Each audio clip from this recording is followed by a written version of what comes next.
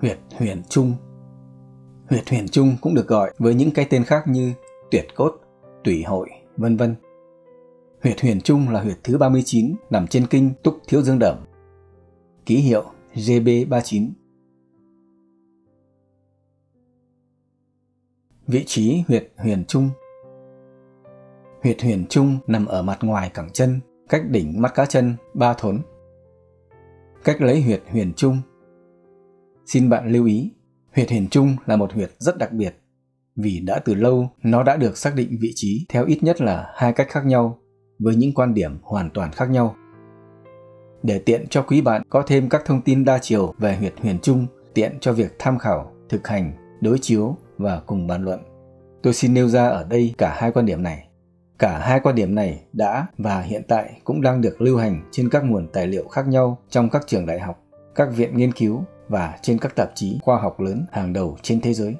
Theo đó thì huyệt huyền trung dù theo quan điểm nào cũng đều được xác định trên bề mặt ngoài cẳng chân ở vị trí cao hơn đỉnh mắt cá ngoài 3 thốn. Nhưng điểm khác biệt hoàn toàn giữa hai quan điểm ở đây là, theo quan điểm thứ nhất thì huyệt huyền trung được xác định ở vị trí bờ sau xương mắt.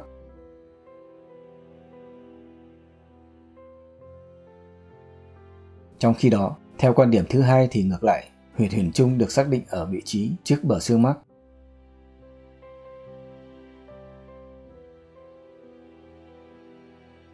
Sau đây tôi sẽ giới thiệu với quý bạn lần lượt cả hai quan điểm này. Vì cho dù theo quan điểm nào thì muốn xác định được vị trí của huyệt huyền trung, trước tiên ta cũng phải xác định được 3 mốc quan trọng là đỉnh mắt cá ngoài, rìa trước và rìa sau của xương mắt, và một khoảng cách 3 thốn so với đỉnh mắt cá ngoài. Do đó, trước khi nói về hai quan điểm khác nhau về cách xác định vị trí huyệt huyền trung nói trên, chúng ta hãy cùng nhau xác định 3 mốc quan trọng này. Xin mời bạn quan sát và cùng thực hành với tôi. Tôi sẽ thực hành trên chân phải của tôi. Để việc thực hành được thuận lợi, bạn cũng có thể đứng và đặt một chân lên một bề mặt vững chắc, chẳng hạn bề mặt một chiếc ghế. Nếu bạn thực hành trên chân trái thì cũng có thể làm theo cách tương tự. Trước tiên, ta tìm mốc thứ nhất, đỉnh mắt cá ngoài. Đây là mắt cá ngoài. Và đây là đỉnh mắt cá ngoài. Bạn hãy chú ý, cái gọi là mắt cá chân của chúng ta, nó tròn tròn, to to như thế này. Nhưng ta phải lấy mốc từ đỉnh của nó, tức là ở điểm cao nhất của mắt cá. Ta lấy điểm chính giữa của mắt cá sẽ đảm bảo được sự chính xác. Tiếp theo, ta xác định mốc thứ hai nằm cách đỉnh mắt cá ngoài 3 thốn. Nào, bây giờ ta xác định một khoảng cách 3 thốn từ đỉnh mắt cá này thẳng lên phía trên. Bạn hãy cùng tôi khép chặt 4 ngón tay, ngón trỏ, ngón giữa, ngón áp út và ngón út như thế này. Chân nào thì tay ấy. Ở đây tôi dùng tay phải vì tôi đang xác định huyệt bên chân phải. Cái chiều rộng của cả 4 ngón tay khép chặt với nhau như thế này tương đương với 3 thốn. Bây giờ ta đặt 4 ngón tay như thế này vào mặt ngoài cẳng chân của chúng ta. Rìa ngoài ngón tay út nằm trên đỉnh của mắt cá ngoài. Như vậy, rìa ngoài của ngón tay trỏ này sẽ nằm cách đỉnh mắt cá ngoài của chúng ta 3 thốn.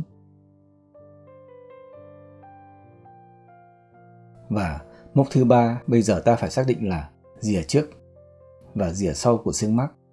Trước hết, ta tìm xương mắt.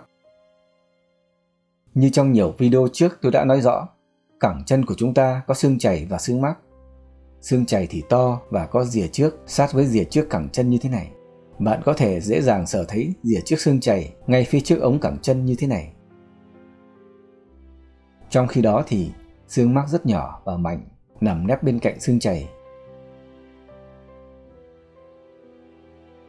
Muốn sờ thấy xương mắt và rìa trước, rìa sau của nó, bạn có thể bắt đầu từ mắt cá ngoài như thế này. Nào, bạn hãy đặt đầu các ngón tay lên vùng cổ chân ngoài như thế này. Chỗ này bạn sẽ cảm nhận được một số đường gân. Đây là các đường gân. Chúng là phần đầu của các khối cơ phía trên và chúng rất chắc chắn. Đến nỗi nếu ai không tinh ý thì khi sờ sẽ có thể nhầm với xương. Để xác định được rõ các đường gân này, bây giờ bạn hãy tiếp tục làm theo tôi. Ta nghiêng đầu gối về phía đối diện, tức nếu là đầu gối phải thì nghiêng sang trái và ngược lại. Rồi dùng cơ đùi nâng đùi lên một chút làm cho toàn bộ cẳng chân cũng được nâng lên theo. Nâng lên, rồi đặt bàn chân xuống mặt ghế. Nâng lên một chút, rồi đặt xuống.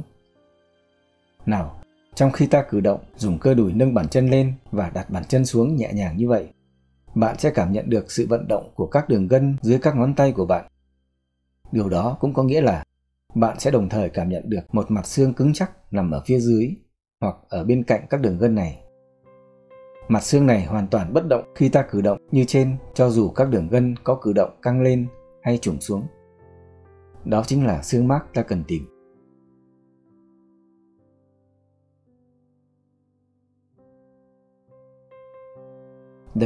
Đây là xương mác.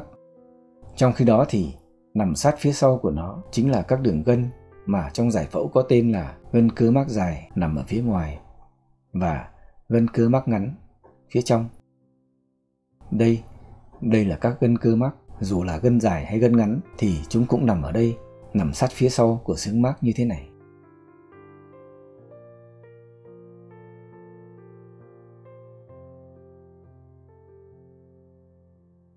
Bây giờ thì việc quan trọng của chúng ta là phải xác định được rìa trước và rìa sau của xương mác, để từ đó xác định vị trí của huyệt huyền trung. Đây là xương mác.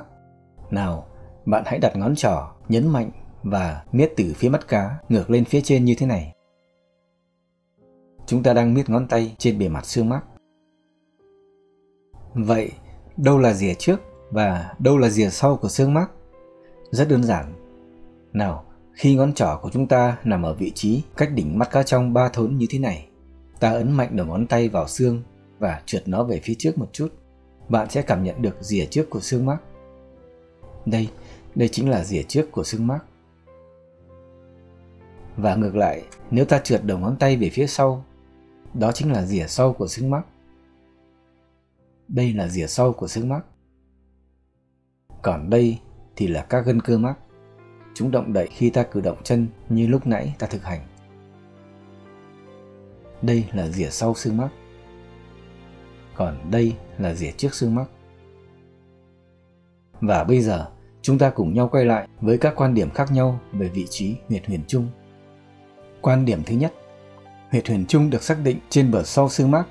Cụ thể là huyệt huyền trung nằm trên mắt cá ngoài 3 thốn, nằm giữa bờ sau xương mác và các gân cơ mác dài, gân cơ mác ngắn. Nội dung này được lưu hành theo các tài liệu chính thống, được dùng để giảng dạy trong các trường đại học, chẳng hạn Đại học Y Hà Nội cũng như một số đại học cao đẳng khác trong và ngoài nước, trong đó có Trung Quốc.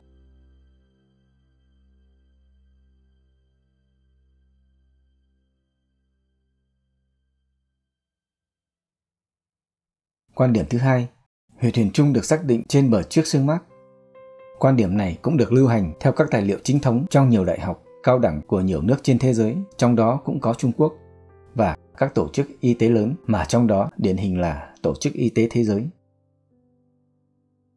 Ngoài ra có một điều cũng rất đáng nói nữa là ngay trong các công trình nghiên cứu khoa học xác định vị trí cũng như áp dụng huyệt huyền trung được đăng trên các tạp chí khoa học lớn hàng đầu thế giới, chẳng hạn PubMed, cũng có cả hai cách xác định huyệt hoàn toàn khác nhau này. Trong đó có những tác giả thì xác định huyệt huyền trung nằm ở rìa sau xương mác, và ngược lại cũng có những tác giả khác thì xác định huyệt này ở rìa trước xương mác.